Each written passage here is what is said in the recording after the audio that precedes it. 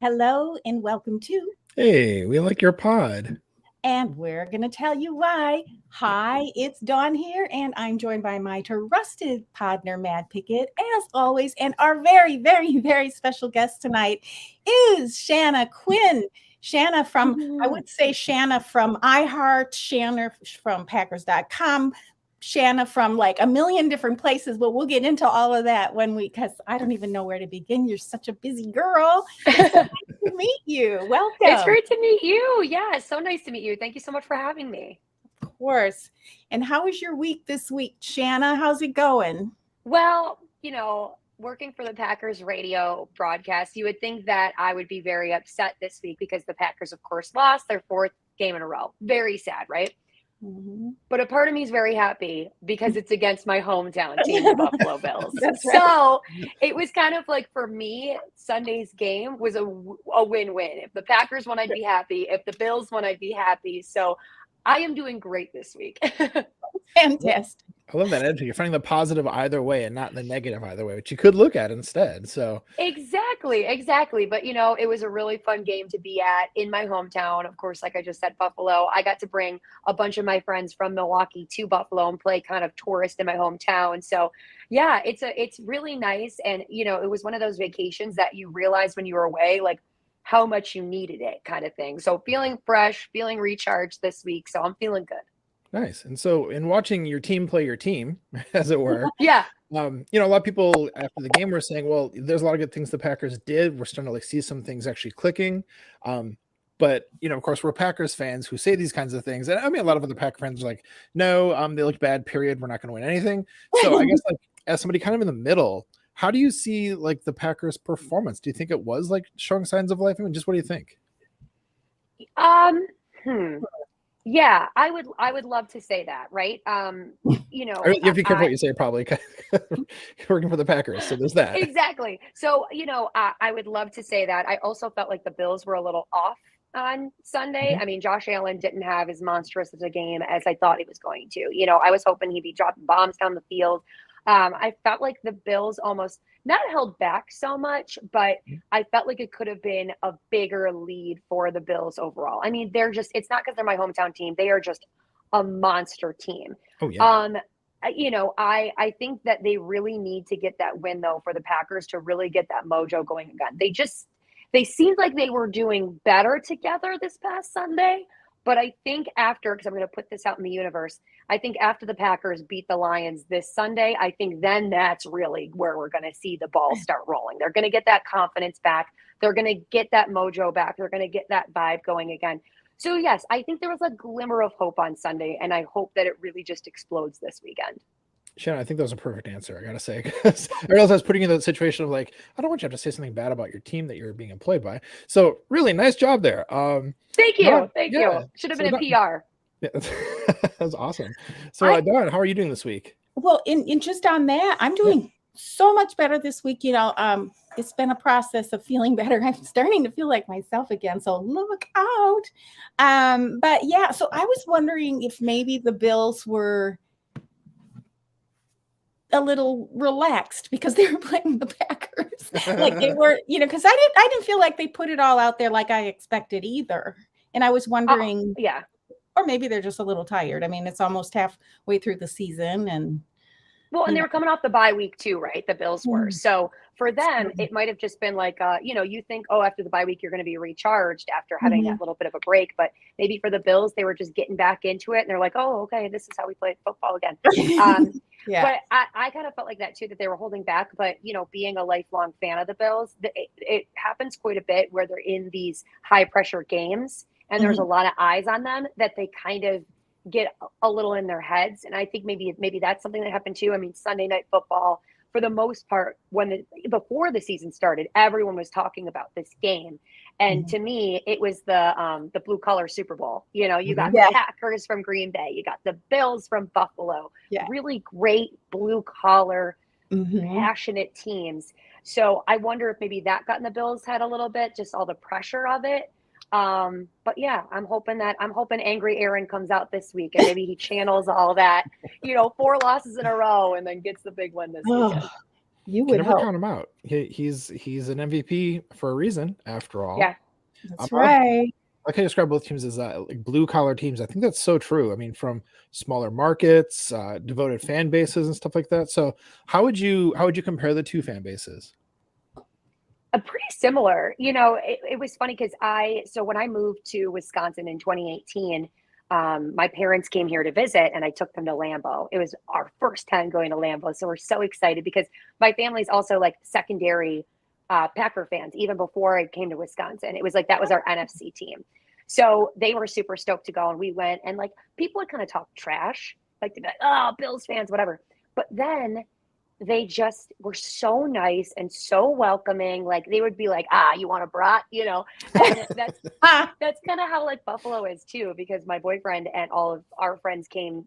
I was the 1 out of 10 people that went from Wisconsin to the game that was the Bills fan. Everyone else was Packer fans. And they would walk around and people would kind of talk trash and they'd be like, hey, you want a blue light? They'd be like giving them beers, stuff like that at the tailgates. So they're very similar fan bases that, yes, they are passionate about their teams, but they're also so welcoming and so friendly.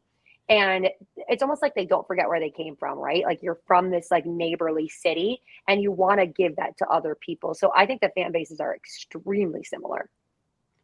I got that impression too. I've only been to Buffalo once. But yeah, but I've heard like the stadium, to get to the stadium, you drive through neighborhoods and kind of like you do with Lambeau, people park in people's absolutely places for $20 or whatever. So, okay, what did you say? A blue light? What is a blue light? It's Labatt beer. Oh, okay. So there's Labatt Blue. People call them like Labatt, but like if you're in Buffalo, you call it blue or you call it blue light because it's Labatt Blue or Labatt Blue Light. But okay. Yeah, it's delicious. It's very tasty. I don't know if it's as good as Spotted Cow, but it is pretty tasty. I've never tried it. I've seen it and I thought it was Labatt. Yeah, a lot of people do call it Labatt, but yeah, in Buffalo, I mean, it's all about the regional thing, right? Like you go to Buffalo and people call it pop versus soda. It's just what you call things. Is it made there? Is it brewed in Buffalo? It's a Canadian beer. Oh, okay. Okay. All right. Yeah. So, and Buffalo's about 20 minutes from the border. So we got to go to Niagara Falls too. That was very fun. Take everyone to that. So that was a really good time. Very, cool. very nice. Yeah. I love it. Well, how was your week, Maddie? We just say it. A good week. Led a joint staff meeting between the 2 advising units that are part of the college that I work for. So that was really neat too. I have the experience to do that, and helped a student today kind of realize that they might have some like undiagnosed learning disabilities to deal with. So it's kind of like a really cool, impactful moment. They're going to look into it and see if that's why they're struggling in some of their classes. So a couple of victories today, but it's been a good week. Kind of low key. The kids, trick or treating, of course, on Halloween. What did they dress up as? Yeah, I was going to tell you. Yeah, the littler one went as a jester. And the older one went as a magician. And in fact, we have like all the costume parts here because when my in-laws like downsized from their big house in the suburbs to like a condo downtown in Cincinnati, we inherited all of their old costume parts from because my wife is one of 6 kids. So it's like years of Halloween pieces, and they're all actually right over there. There's a camera up here on the 3rd floor in my house. So yeah, they were just looking through the costumes and stuff. The jester costume not only fit the littler kid, but also her personality. She's very, very silly and like goes out of her way to try to make us laugh all the time. So excuse me. So it was perfect. It was awesome. Oh, and what kind of candy did you steal from them?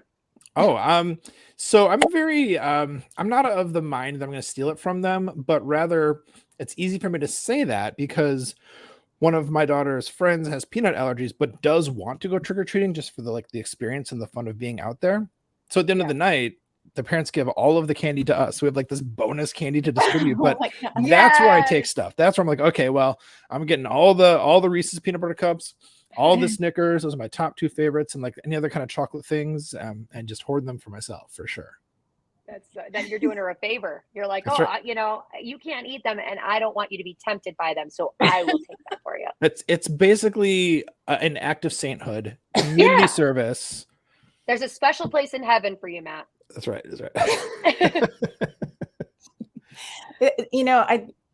That seems like a month ago that Halloween happened. I know. Well, I had to stop and think. Like was that this Monday, week? wasn't it? It was Monday.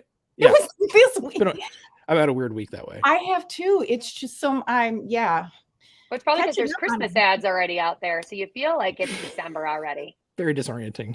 Yeah. And so many people are very much like pro Christmas music right now.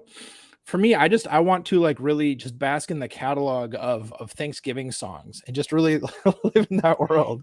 Just listen to is it Adam Sandler? He has like a turkey song, doesn't he? Yeah, he does. That's right. Yeah.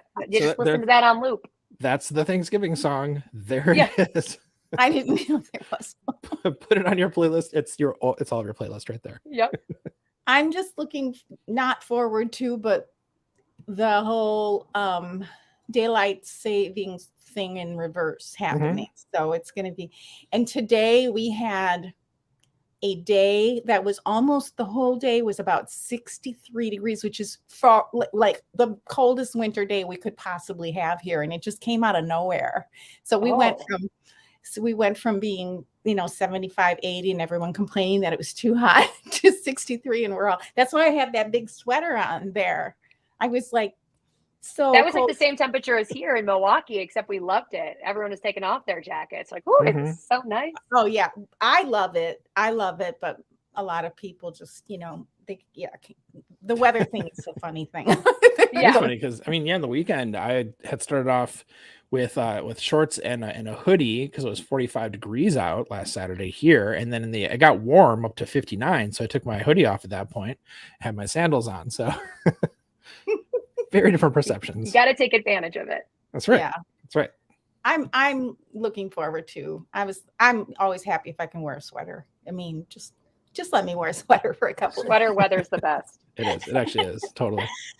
So you have multifaceted professional responsibilities. So we're going to have to get into all the things you do, and we know you have to get up at 3:30 tomorrow morning. Correct. So we don't want to keep you too long. So. Hey, so one of the first things we like to do is take a look at your Twitter, and that is your Twitter biography. And this is Shanna Quinn at Oh Hey It's Shanna, which I understand is your handle for all social media, right? So if Twitter, Instagram, TikTok, all the things. Yeah.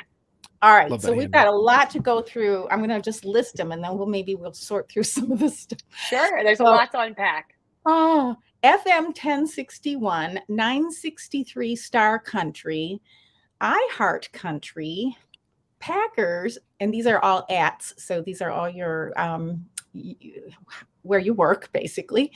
Radio broadcast at Milwaukee Admirals. And that's MKE Admirals. And then Forever 716, 518, and 414. And I think I know what that means. I'm going to have to ask you about that. Looks like you're living in Milwaukee now, right? Yeah. And, so. And the last but not least is your podcast.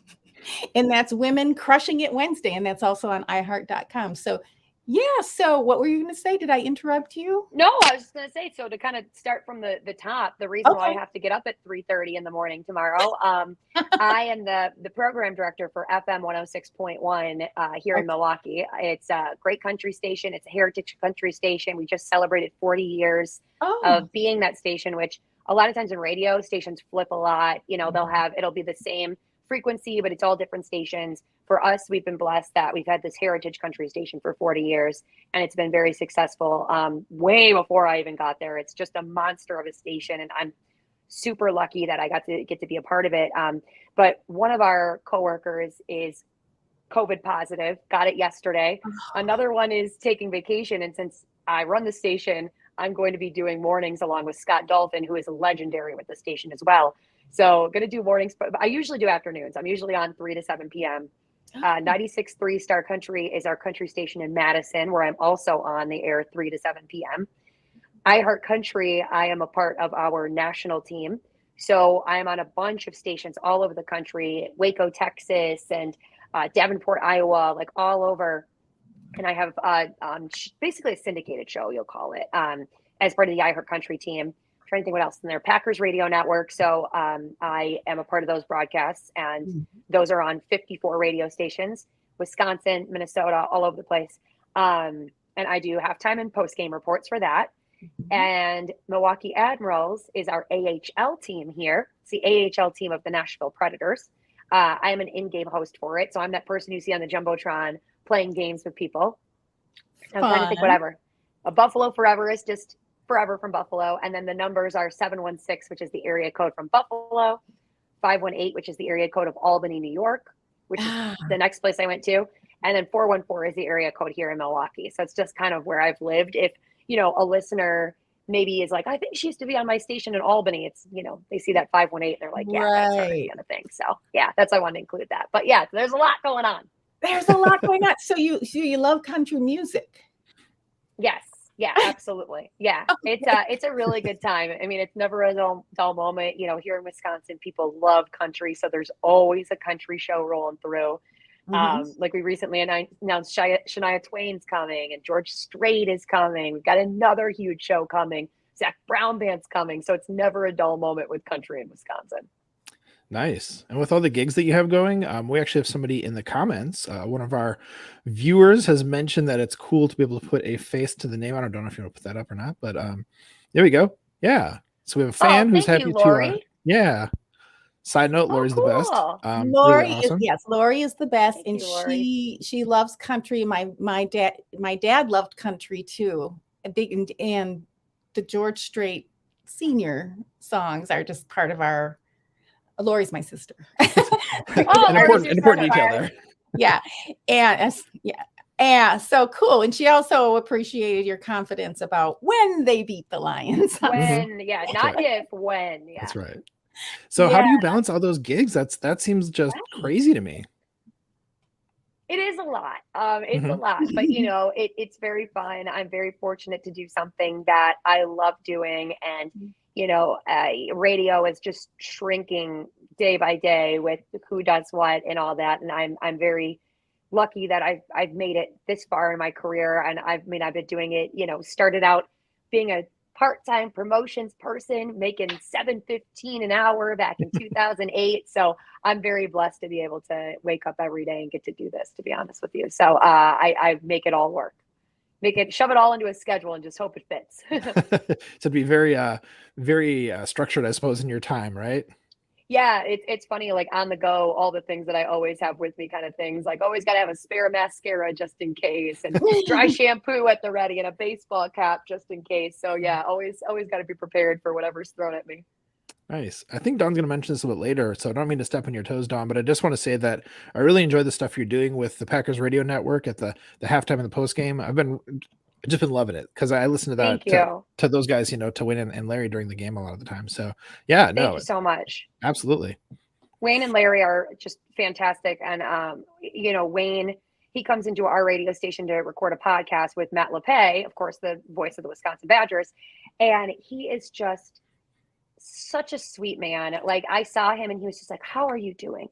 Do you need anything? You let me know if you need anything, okay? And I'm like, thank you. Behind his back, he doesn't know this, but I call him Uncle Wayne. I'm like, oh, Uncle Wayne, just the best. Because that's what he's like. He's like that sweet person that's just like, are you good? Do you need anything? What do you need from me? Like, he is just, you would think someone who's Wayne Larrivee, right? This like legendary broadcaster. He has other things to do. And the fact that he popped in to see me and be like, check in was just, it just meant the world. And it just says volumes about what kind of person he is. And he seems like such a decent guy, such like a relatable person. So to hear that that's really what he's like in real life it's reassuring. Yeah. It's good to hear that, Yeah, that's I haven't had the chance to meet Larry in person yet, but he's a character, man. Yeah. During the broadcast, he's a character. Absolutely. For sure.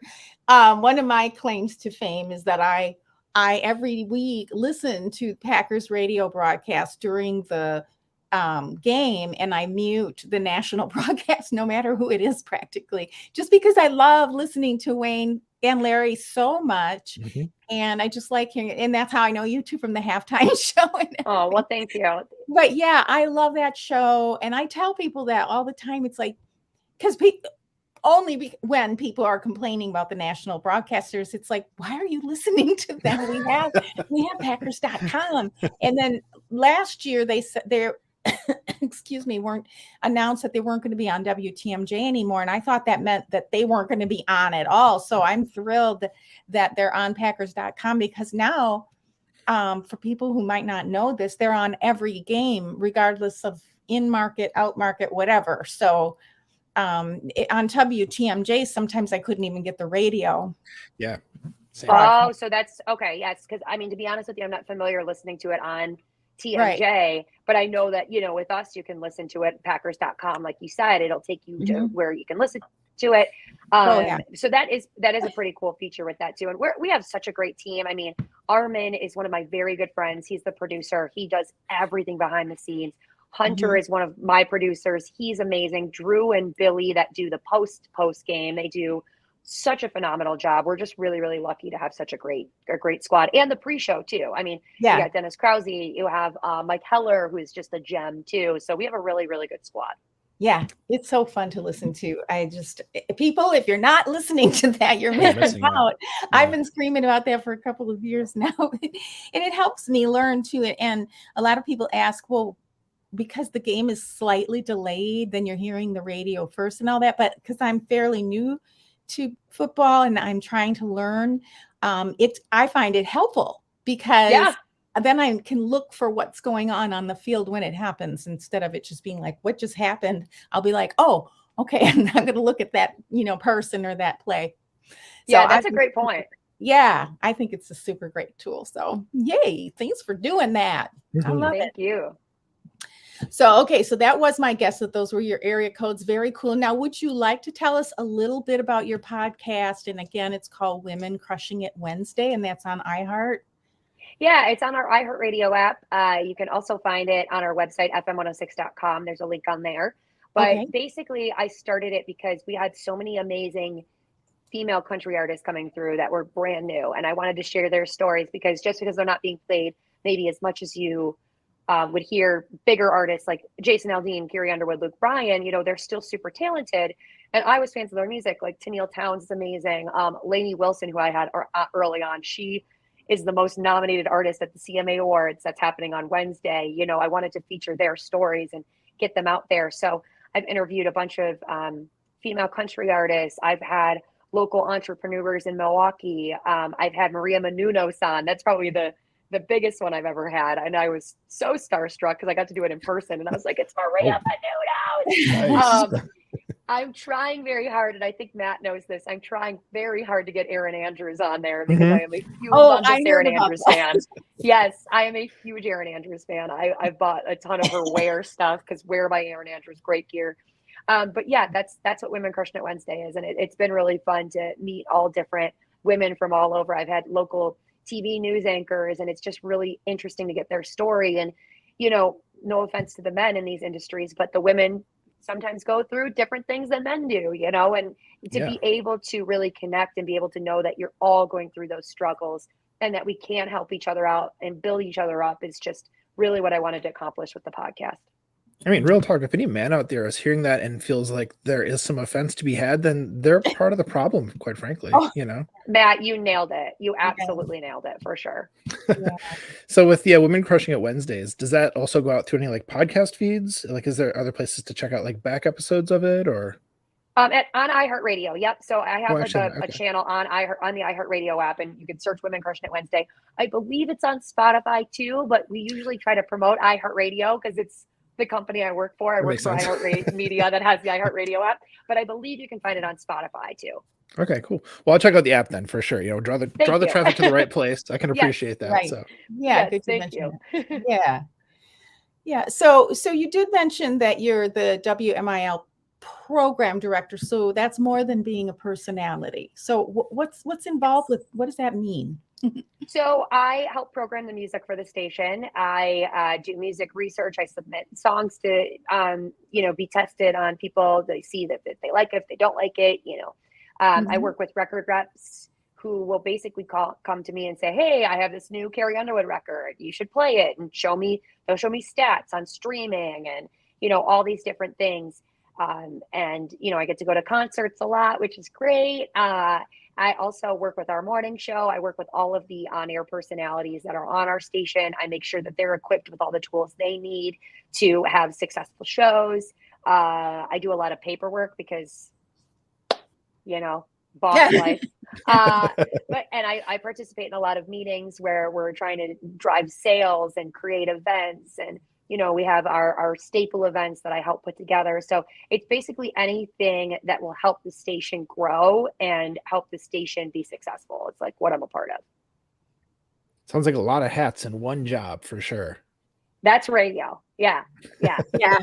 How many people can we take and how much can we give the people who are left is basically, yeah. It's funny. I'm sort of thinking back to some like films I've seen and some stories I've heard about back in the day in the 50s and 60s when, like Elvis was trying to get on the radio and the Beatles and all that, and what the managers would go to the radio station back in the day when it was not iHeartRadio, but it was like one radio station and negotiate. So that's who you are, but at a little bit different level at this time because things have been modernized. So that's really interesting, fascinating. Yeah. Fascinating. So if you came here for football, you're going to learn more than just football. So country music, is that your thing? Is that your favorite genre? Yeah, I would say country, and I really like alternative as well, but country for sure. With country, the nice thing is that there's always going to be a song that it is going to resonate with how you feel in that moment. If you want a fun country song to drink beer to, you'll find that. If you want a song to cry to because someone just broke up with you, you can get that. If someone stole your tractor and your dog and your beer, you'll find a song about that. So that is kind of the nice thing about country is that, you're guaranteed to find something you're going to like because there's so many different branches of it now. There's the pop country, there's the bro country, there's the emo country, there's the rock country, the classic sounding stuff like Luke Combs. So that's kind of the nice thing about this genre, in my opinion. Nice. If somebody ever steals my tractor, I hope my dog bites them. So I hope that works out. I hope that so way. too for you. And I hope they don't take your beer either. No, definitely not. Okay. I just had a thought. I don't follow country very much, but has there ever been a song written in the country genre about a cat? Yes, actually. There's a debate about this one. It's a Keith Urban song and it's called You'll Think of Me. And the lyric is, take your cat and leave my sweater because we have nothing else to weather.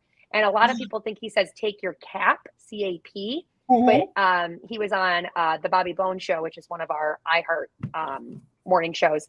And he confirmed, no, it's cat. So it's take your cat and leave my sweater. It is a breakup song and it is a classic. Oh, well, there you go. And any about a cat murdering their owner? Yeah. No, but I feel like Not someone yet. should because that's I'm very just realistic. thinking maybe I should write a country song. Yes, very realistic. that's very realistic. Yeah, because country and tractors and dogs and all that. It's like, okay, there has to be someone in Tennessee that likes cats, right? Or whatever. Yeah, it's mostly dogs.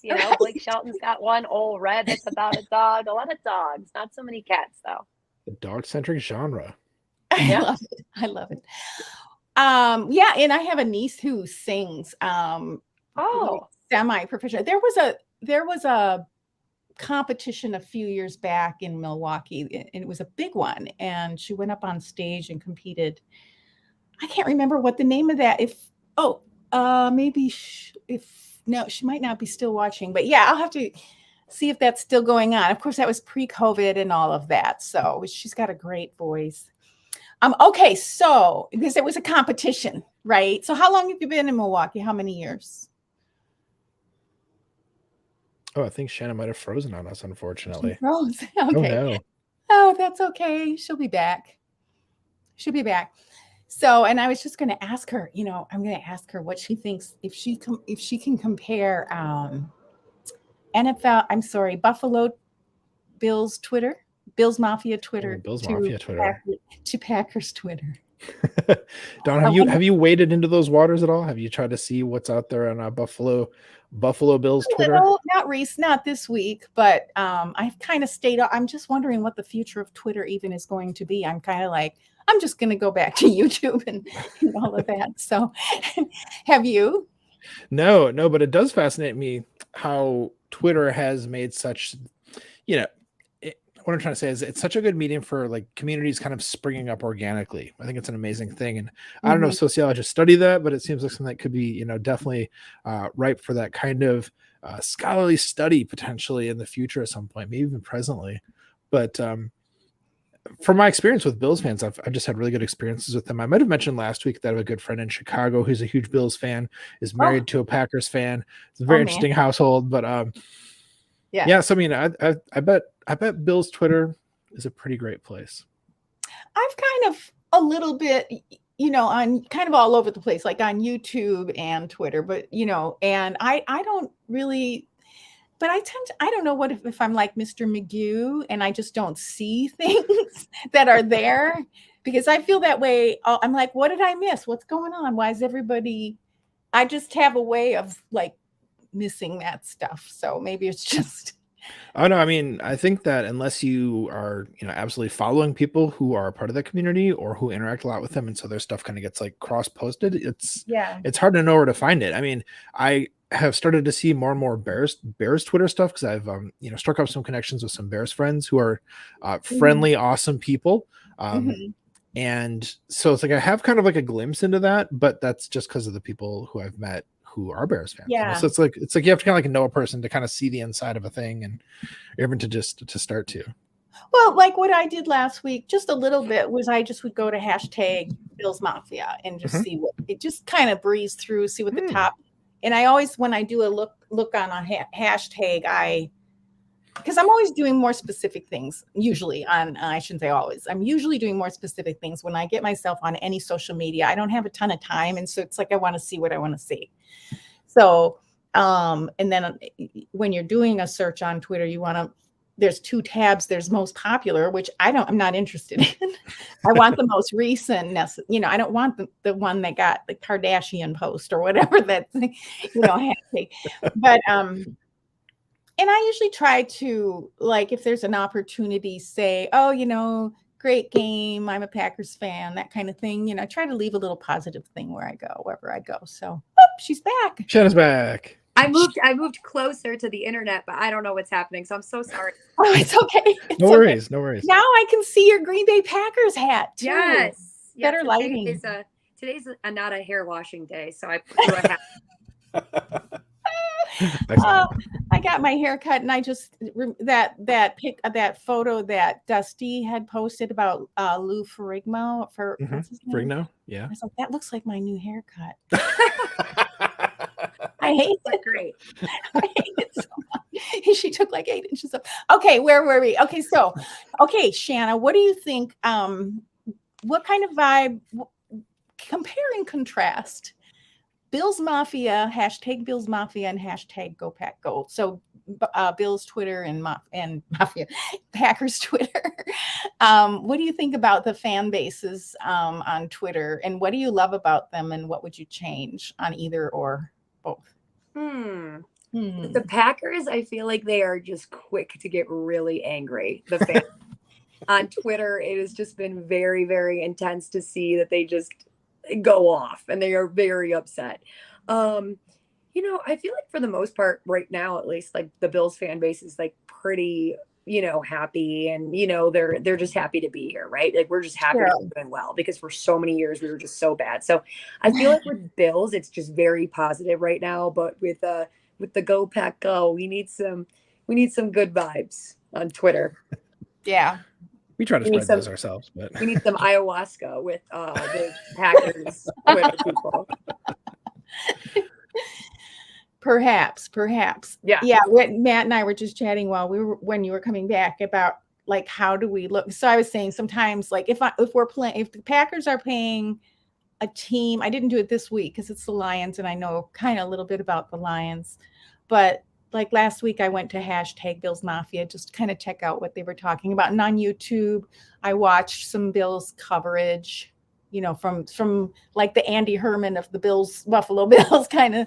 And so I like to just kind of get out there and see what it's like, take a walk on the wild side. Yeah, for sure. Yeah, no, it's been pretty positive right now. So hopefully that keeps that way, hopefully they keep doing well.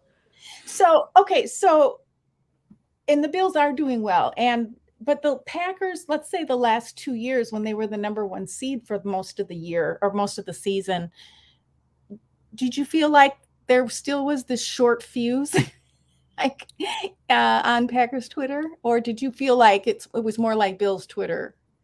I felt like it was better before, just because I think that the vibe was better. I think that the team was vibing a little better, so it was a little bit more fun to watch. I think that that's the most irritating thing now for Packers fans, is that I feel like that vibe with all the players is off a little bit, and I don't even think it's just a Devontae thing at this point. I think it's just, what's going on here? Do we need to have a kumbaya, like, a retreat to get, like, what's happening here, right? So I think the team right now, they're a little bit down, so I think that the fans are kind of like feeling that as well, and taking that on themselves.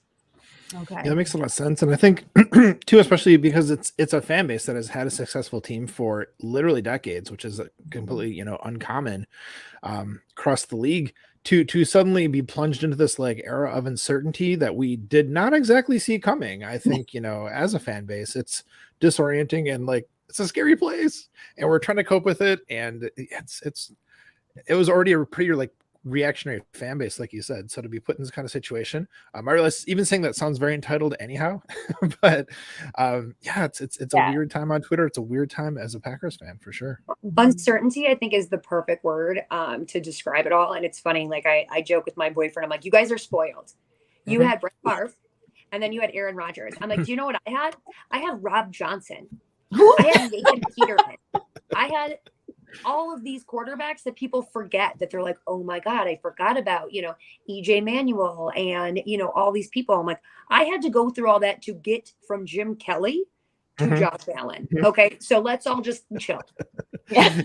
Exactly. That's the thing. It's like, I think there's an element of us as Packers fans needing to embrace the fact that most teams aren't good most of the time. And if we're going to become one of those for a while, like that's a very common experience for football fans in the United States of America. We just need to be okay with that.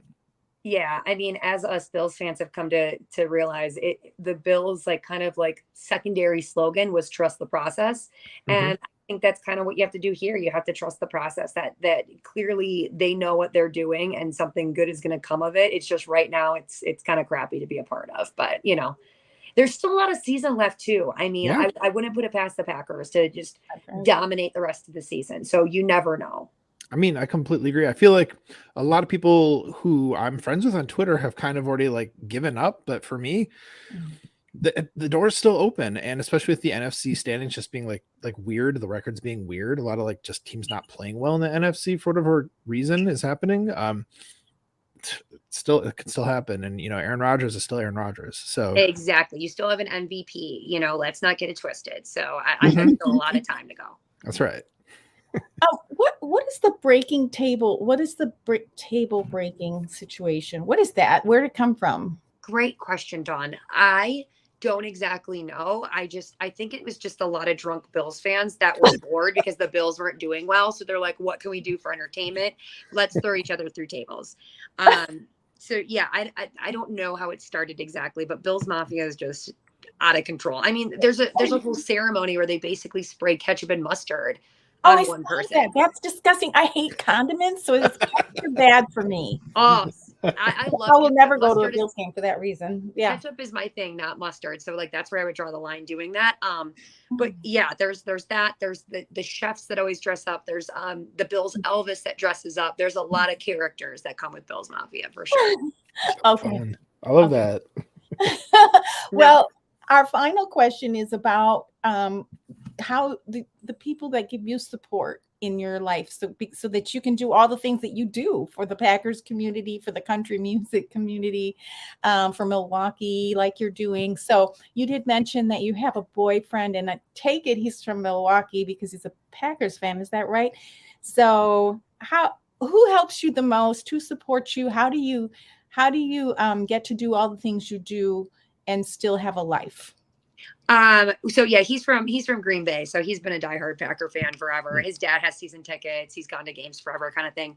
I mean, definitely he's one of those people. You know, I was just telling him before this. I went from work. I worked till 7. I got home. He ordered food, had it all ready to go, and I was like, I'm just so appreciative, because if it wasn't for him doing stuff like that, you know, I wouldn't be able to do half the stuff, or I would go insane without him. And you know, he's my concert buddy. When I have a concert to go to for work, he goes with me to that. You know, whenever I'm stressed out about work, he always knows like the right things to say and the right things to text me, and like he's just the best. He's definitely like rock. I mean, my parents are amazing. My mom will tell anyone who's listening, like when I got this job, I'm the first female to ever be a part of the Packers radio network, and she was like, I called all the news stations here because I thought they'd want to know about it. I'm like, Mom, no one in Buffalo cares.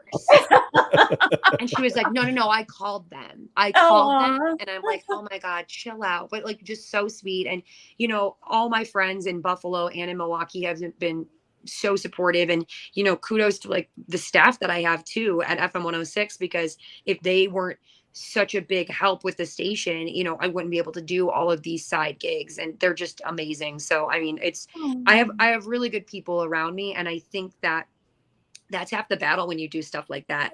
You know, if you don't have that support, you can only do so much. So I'm really lucky that I have all those people. Nice. Your parents are amazing, and obviously your boyfriend is a keeper. So he's the best. He's the best. Yeah.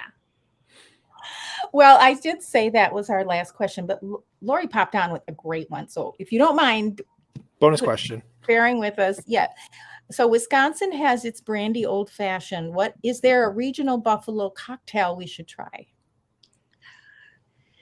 I can't think of a cocktail, but like I said, I mean, you're going to have a blue light, maybe a Molson Canadian, you know, it's more like that. I mean, I think obviously the signature thing for wings, or for Buffalo, is wings.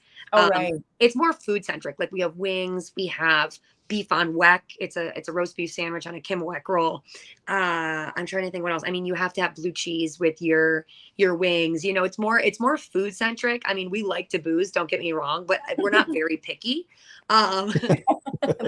So it's mostly like, yeah, the Canadian beers, I would say. It's funny because when I came here originally to look at Milwaukee, to see about moving here, went out to brunch, got a Bloody Mary, and it came with a side beer. And I was like, no, I didn't order this beer. And they were like, no, it comes with your Bloody Mary. And I was like, what? These people love to get just wild on a Sunday brunch. So yeah, I can't really think of like a cocktail though. Sorry, Lori, I don't have a better answer for you. We just drink blue cheese apparently.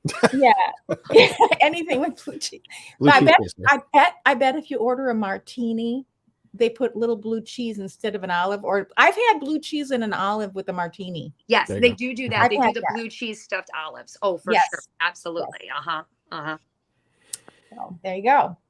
Well, awesome, Shanna. So we really appreciate you taking some time to be with us tonight. We know that you have to get up early and you have a lot of gigs and you have choices on where to spend your time. So we're really feeling privileged that you joined us. And we will definitely be looking forward to hearing your voice again, at least me out here in California on Packers.com, Packers Radio on Sunday at the Lions game. Will you be traveling to Detroit?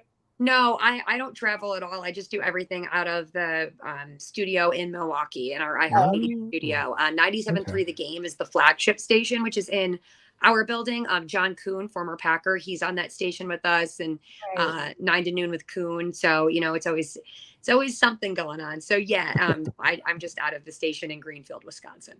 All right. Gotcha. Well, and I'll be listening from Ohio, of course. So well, thank you. Thanks, guys. Yeah, and thank you for having me. Thank you so much for being here. And so to all of our listeners, make sure you're following Shanna. Oh, hey, it's Shanna. No apostrophe in the it's, so just watch out for that. But otherwise, it's exactly like it sounds. Oh, hey, it's Shanna. Well, thank you so much, guys. And thank you for having me. I appreciate it. Yeah. Sleep well. Bye for now. Bye. Thank you. You're welcome. Bye-bye. Oh, my goodness. Isn't Shanna awesome? Oh, that was so nice. I love her. It's fun talking to her. I mean, I had, I was looking at everything she did when I was preparing for the show, but I was like, until you really think about all the stuff she's doing, Mhm. it's insane how many hats she's wearing and how Yeah. cool that is. But you know what? It sounds like she really loves what she does. And that's Mhm. so important in life, to just pick something you love and you're really not working. That's right. And she's flourishing, obviously, with all the different gigs, and we hear her on the Packers broadcast. She's really great on that. So really cool to meet her. Very cool. So, hey, Maddie, did you bring Mhm. some superlatives for us I tonight? did. I did. Yeah, let me get these up here. So I have 3 this week. I'll just go through them, okay? Let's go through them. Let's do it. All right. So my first one was best analysis. So this was an article that Bill Huber wrote for SI.com. He writes for. It was called Packers Might Have Closed Door on Rodgers Super Bowl Window. So this article I really liked a lot. It was a really good analysis of what is the state of the Packers. What does it mean that they didn't pick someone up? What kind of larger trends does this point to? It's not just like, here's a story about they didn't get somebody for the trade deadline who surprised nobody, blah, blah, blah. It was like, what is this like signify at a larger level? So like, what can we learn from this? How can we see why did it get to this point? What is going on? And Mhm. in particular, there are 2 quotes actually I want to highlight here from it that Bill wrote. He said, first one is for too long the Packers tried to live with one foot planted in the current season and another foot in the past. And I think that's a really good point. Like in a time when Aaron Rodgers, time with the Packers is almost at an end, like you would think a lot of teams would want to just go all in the sense of, and I'm just going to say real fast before I complete this sentence, going to intro myself. Like, I do think the Packers have gone all in as much as is possible, right? But Right. you would think like it would be like, give him all the weapons, give him all the people to throw to, and just go all in that way. But Mhm. instead, the Packers in their draft will pick even this year, developmental players as well as players for this year. And so there's still that like, well, we're going to plan long range, but also for the season. But like, there's such a foot in both of those, and that That's right. I think that leads to like really good, stability for the team, for the organization, I should say, really. Right. But at a time when we're like, we need to win the Super Bowl, we've got to push. Here we've got Rodgers, and he's almost done. Like, we need to do what we can. I understand why it's frustrating for a lot of fans that way. So, Mhm. I thought that was a really good observation about just how the Packers, how they run things from the front office. I agree. And I think that's why I've been saying we shouldn't be surprised. Mhm. I mean, obviously, I didn't articulate it in the way that Bill Huber did, but that's exactly my feeling. That's why we shouldn't be surprised, because if you have one foot here and one foot there, you're not quite as grounded. Like the way the Rams went about it, not the Rams, yeah, the Rams went about it last year when they Yeah. went all in. I mean, they went all in. They sold their future and Yeah. that kind of thing. I mean, it's not the same situation. We couldn't do that in the space that we had financially in the cap and all that. Mhm. But look at the Rams this year. Yeah. So I appreciate that we're not just doing something for 1 year.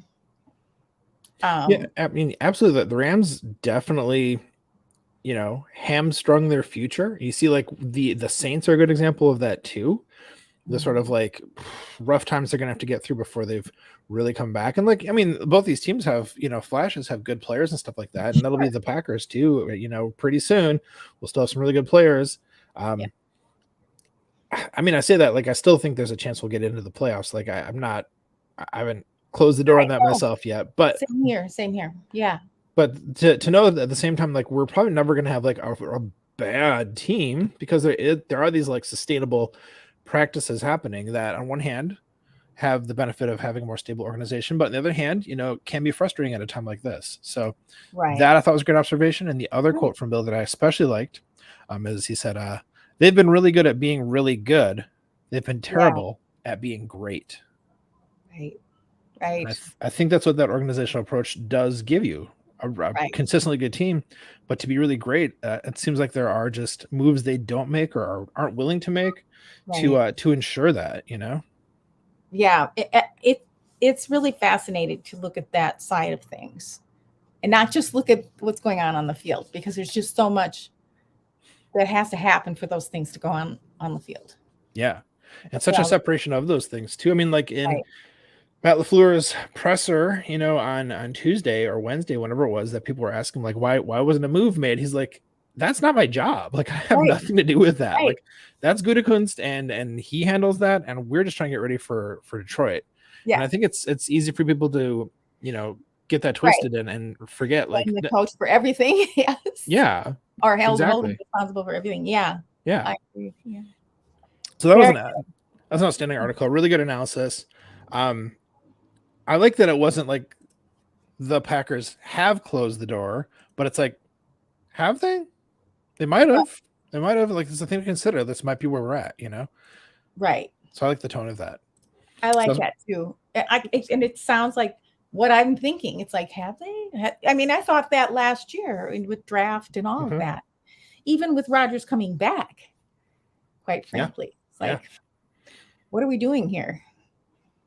It's like Shanna said, it's a very, sorry, go ahead, Dawn. I'm sorry. Just what are we doing here? That's it. That's all I got. That's where we're at. Exactly. Just what are we doing here? Yeah, like I Shanna don't said, know. that it's an uncertain time, for the fans. It feels like an uncertain time for the team. I mean, we the Gutekunst, we the organization, Gutekunst tried to go in on getting, Chase Claypool, which feels like it would have been something that would help to have him in the building, but didn't go as forcefully for it as the Bears did. And even then, we may have both been making overpaying, offers.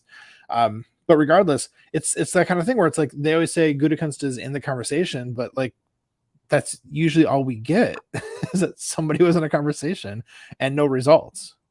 Well, and the thing is, this is chestnut checkers, and Mhm. we're ahead. Like, we're the winning team. We're the dominant team in the division.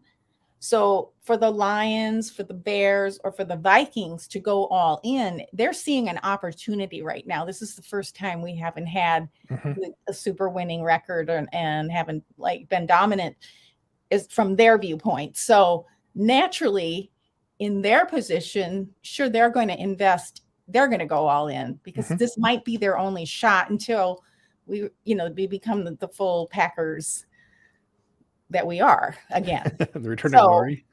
It's just a whole different mindset. So Mhm. yeah. So it's a business decision, man. It's a business. But yeah, we're not the Bears. We're not the Vikings. We're not the Lions right now that need to trade for all kinds of, and the kinds of problems that we're facing right now don't appear by most accounts to be ones that can be resolved by putting on another player. That's true. These are across the board mental mistakes, team readiness. It was interesting that Shanna mentioned the team vibe, I think she said, around the team, which I have been harping on all year. So, I mean, that putting in another player isn't going to help. That might even hurt that situation. It might even damage it. So, yeah, the problems we're seeing are different than what just drafting one person or trading for one person right now could solve. Yeah, absolutely. And actually, that makes me think of like, I think I've learned in my job is that, as student-facing employees, academic advisors only see like one little, part of the whole larger view of what the university does and what its, needs are. And so a lot of times, academic advisors, I feel like this is endemic to the profession, if you will. They often are people who will like try to speak up against what seems like things that aren't student-centered approaches, but in the end, we have to understand the bigger picture. And so I think Packers fans are very similar in that way. We just see like what's happening in the field, and we get mad about it, but aren't understanding the bigger picture. And this actually leads me really nicely into my second superlative. Let's have it. All right, so this is best tweet. This isn't a week full of a lot actually good tweets, a lot of hot takes, but a lot of good tweets too. So this is our pal Robin Adams. Yeah. So a tweet he had, and his tweet was, I'm just going to read it. He said, "My thought on the Packers trade deadline is this. If any of us fans were qualified to do Goot's job, we would have had it. Criticism is fair at times, and maybe this is one of those times, but let's not sit up on our high horses and think we know better than him."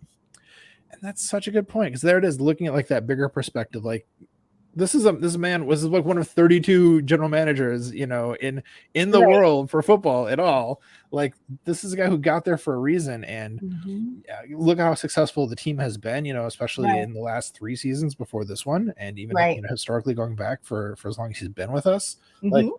yeah, we need to trust him a bit, and understand that, like, some of the decisions they've made, like, haven't panned out, but like the intent behind them was certainly, sound reasoning, sound logic, Right. sound team building, sound, organizational management. Mhm. Just everything's not always going to break your way, and you can't really blame, Gutekunst for like injuries that have happened, and other kind of just random misfortunes we've had. Right. Exactly. Yes, I did see that tweet. As little as I was on, I saw Robin's tweet, and that's a good one. It's a good one. Very much worth shouting out for sure. That's right. Amplifying word I was amplifying. There you go. That's a good word for it. Love that. So I have one last one then, and then we'll hear yours. So my last one is just simply best nugget. So this nugget was from Wes Hodkiewicz, who of course writes for Packers.com and is on the Packers Unscripted podcast with it lost me. Who Mike Spofford. That was so crazy. I think of Mike Spofford's name. He's a huge man of the field. I couldn't think of his name for a second there. Sorry, Mike.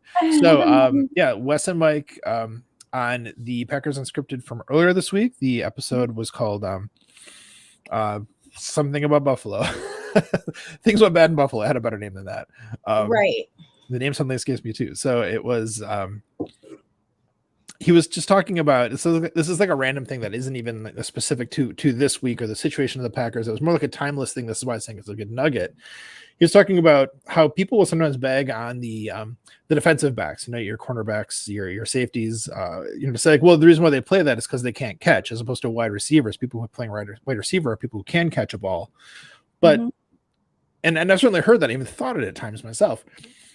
But the point he made is, it's like, they're not the person the quarterback is throwing the ball to. So for them to like make a catch, to intercept a ball, they have to like really work to try to get in the way of like where the quarterback is trying to throw it. And that's, to say it that way makes it sound so simple, but like, it's such a good point, So the next time I'm like, why didn't he catch that? Why didn't Jair reel that in? Why didn't Russell Douglas pick up that one? It's like, well, it wasn't meant for them. So for them to actually be able to do it is a pretty impressive thing. So I like that. Good. Yeah. Thanks for the wisdom, Wes. Breakdown in Buffalo. Yes. That's a precious nugget. It is. Most precious nugget. I love Breakdown it. in Buffalo. That was the name of the episode? Mm-hmm. Breakdown in Buffalo. Totally butchered that. Sorry to Wes and Mike on that. It's okay. I just looked. It's okay. I'm sure. But Packers Unscripted is the show. And I watched a lot of those. I pretty much watched usually the Packers coverage on YouTube. So I did a survey this week to see, do people watch videos more on YouTube, Twitter, Instagram, whatever. And by far it was YouTube. So interesting.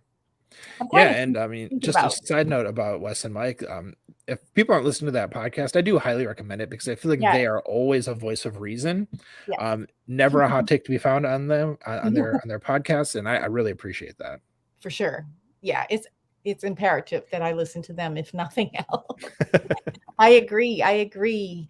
So, and you can get all their podcasts. There's Packers.com, and then there's a tab for podcasts. So that's right. Just grab it there. So Dawn, what do you have this week for superlatives? Just a couple real quickies, non-Packers related, but of course football related. And the first one is the best news. Dan Snyder selling the Washington team. That is good news.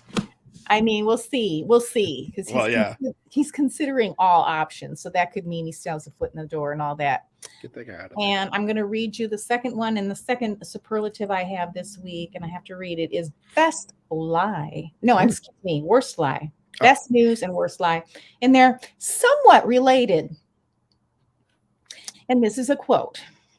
The Snyders remain committed to the team, all of its employees and its countless fans, putting the best product on the field and continuing the work to set a gold standard for workplaces in the NFL. I mean, isn't that gutsy?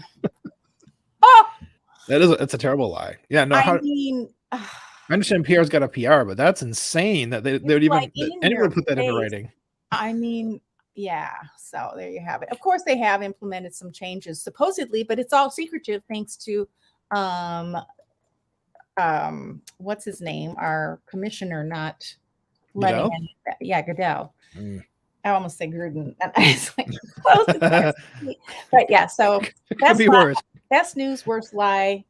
He's not going to stop lying until he goes out. So, No. and that's just my opinion. Of course, I have no other things than my opinion. So that's it. That was big news. I was not surprised because I've been paying attention Mhm. and just the vibe. I have a feeling we're even going to find out Robert Kraft's wedding had something to do with. I think this is all like such a Ooh. drama that with Conspiracy. it's totally, yeah. Yeah. So it's interesting stuff. There'll be a movie someday. It won't even touch all the actual details. But hey, just goodbye. Hopefully, hopefully somebody will Hopefully soon. have a spare whatever it is, 5 billion or 3 billion or 2 billion. It's B's, it's billions. I heard someone in the know who said, take whatever the Waltons spent on the Broncos and double that. Wow. Uh-huh. So just some spare change you might have somewhere. Right. But there are enough billionaires in this world right now that I'm thinking Elon Musk. So what is your thinking? What is your feeling about the Twitter? Just gonna see how it goes? Yeah, that's what it feels like. It feels like a weird whim thing. I don't know. Yeah. I don't know what's going on with that. It's very strange times at Twitter. Mm-hmm. I know. I'm already kind of like, I Yep. don't want to be here. Yeah. We'll see. Well, Maddie, let's bring her home and let's get this game. You're right. I think it's a good one. Last time I checked, it was tie. Anybody who's watching us or listening, is it tie still? What's going on? It's tied at halftime. Yeah. So I don't know. We'll have to check in on that really soon here. But It was tied at halftime 7. So it's 14-14 now. Or at least I checked. yeah, Good it was game. a halftime. I'm sure they were probably well into like by now, probably the fourth quarter. Well, anyhow, we'll check it out in a second. But suffice to say, friends, make sure you're following Shanna. She was fantastic. Remember all her socials. It's it's Shanna. So OOH, hey, HEY. It's ITS, Shanna, SHANNA. Remember, not Shannon, but Shanna. Shanna. That's right. And of course, you'll find links in our show description for everyone we mentioned, so please check it out. And whether you're a super fan or content creator, we'd love the chance to interview you. So if you're a subscriber, our DMs are open at Hey Willip on all the social platforms. We'd love to hear from you or someone you'd like to nominate to be a guest on our podcast this year. And that includes yourself. And folks, when you subscribe to our podcast, you help us to keep spreading the love in our community. And the best way to help this podcast grow is by sharing it with your friends and family. That's right, Maddie. That's true. And we love you. We're so glad to know you, to be fans of you, and to also have the luxury of being fans of the most storied team in the NFL. We appreciate your support, your subscriptions, and sharing our pod. And we look forward to seeing you next week on Hey, we like your pod.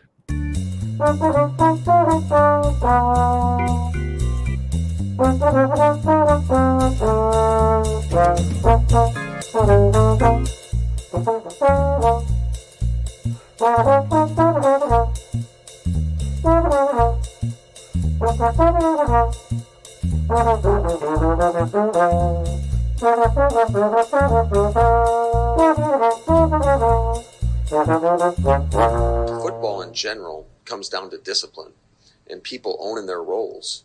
And when you aren't disciplined or you go outside the scheme, bad stuff happens.